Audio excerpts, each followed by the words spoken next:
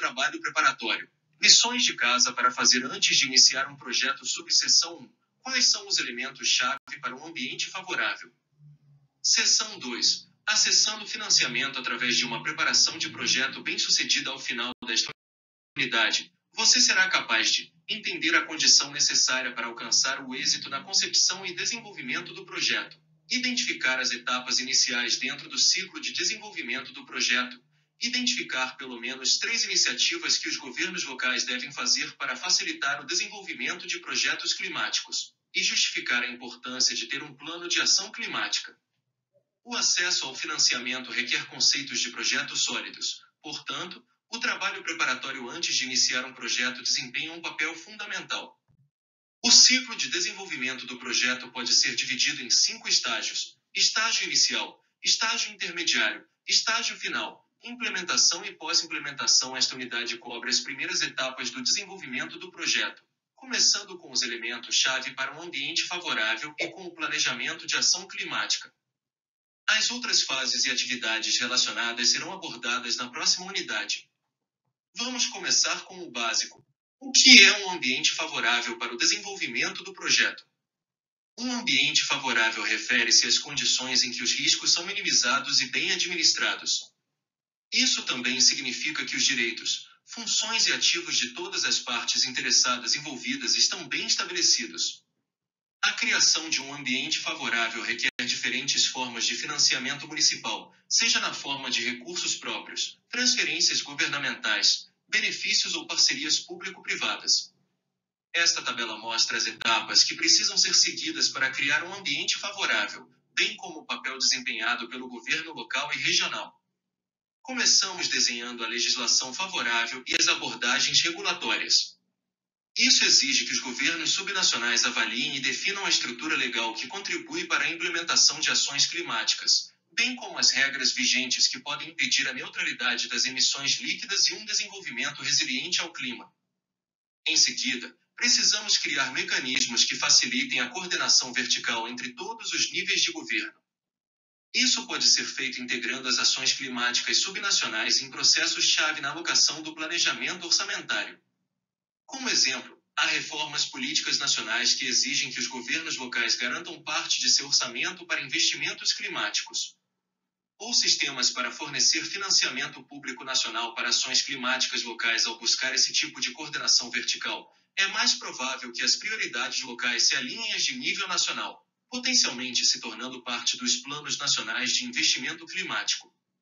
Por exemplo, a integração vertical costuma ser implementada para apoiar as contribuições nacionalmente determinadas, as quais os governos subnacionais auxiliam a delinear. Dependendo do contexto, a criação ou reforma de estruturas institucionais pode ser necessária. O objetivo aqui é garantir instituições estáveis e fortes que sejam capazes de sustentar o crescimento econômico e atrair investidores. Finalmente, um ambiente propício requer o consenso e a capacidade dos atores institucionais envolvidos, bem como sua liderança. Isso é particularmente verdadeiro para atores-chave como políticos e tecnocratas. Todas as partes interessadas envolvidas devem ter funções e responsabilidades claras, codificadas em uma estrutura de governança estável. Antes de prosseguir, não se esqueça de avaliar a capacidade e as habilidades das equipes dos governos subnacionais. Um projeto tem muito mais chances de ser implementado com sucesso se as instituições que o apoiam têm uma equipe bem treinada. Como isso pode exigir a contratação de especialistas externos ou o treinamento de pessoal interno, a colaboração com organizações internacionais ou com iniciativas como o Urban Shift podem ser de grande ajuda. Em outras palavras, todo esse arranjo acabará por formar a base para o apoio institucional a um projeto e para uma governança estável. Passamos agora para a segunda etapa principal do estágio inicial do projeto: criando um plano de ação climática. O planejamento urbano ajuda as cidades a identificar necessidades, bem como definir e priorizar metas. Com base nisso, as cidades podem definir suas demandas financeiras e alocar orçamento, dependendo de suas fontes de receita e habilidades. Em seguida, vem a identificação e o comprometimento das partes interessadas relevantes. Enquanto essas partes interessadas podem incluir uma ampla gama de entidades diferentes, nem todas elas têm o mesmo engajamento. Portanto, é necessário personalizar o tipo ou abordagem necessária para garantir o envolvimento de cada ator, bem como um plano de comunicação adequado. O apoio político também é fundamental para garantir o sucesso do planejamento e implementação de projetos climáticos. Aqui, um plano de ação climática é geralmente aprovado por uma autoridade do governo local ou regional. Em alguns casos, essa aprovação resulta no envolvimento de várias instituições financeiras. Nas unidades anteriores, mencionamos que a estabilidade política é fundamental para o acesso ao financiamento. Um passo nessa direção é alinhar e conectar políticas e projetos locais a projetos nacionais e acordos globais. Por exemplo, um plano de ação climática geralmente está intimamente ligado ao cumprimento dos Objetivos de Desenvolvimento Sustentável da ONU, especialmente o Objetivo 13, Ação contra a Mudança Global do Clima, e o Objetivo 11, Cidades e Comunidades Sustentáveis. Por sua vez, essa estabilidade e coerência entre os diferentes níveis de governo aumenta a probabilidade de atrair investidores. Outro pilar que nunca deve ser esquecido é que os dados falam mais alto que as palavras. Pesquisa e avaliação estabelecerão as condições atuais com base nos dados coletados, auxiliando no estabelecimento de metas e objetivos, bem como avaliando os resultados obtidos. Nesta etapa, as autoridades não apenas coletam dados. Eles também detectam lacunas de dados e geram estratégias e estudos para adquirir novos dados. Por exemplo, o inventário de gases de efeito estufa estima as emissões fixas, móveis e naturais dentro da jurisdição de uma cidade. A partir dessas estimativas, o governo local pode identificar as maiores fontes de emissão e priorizar estratégias para abordá-las. O inventário também serve para avaliar as conquistas e impactos da implementação de um plano de ação climática.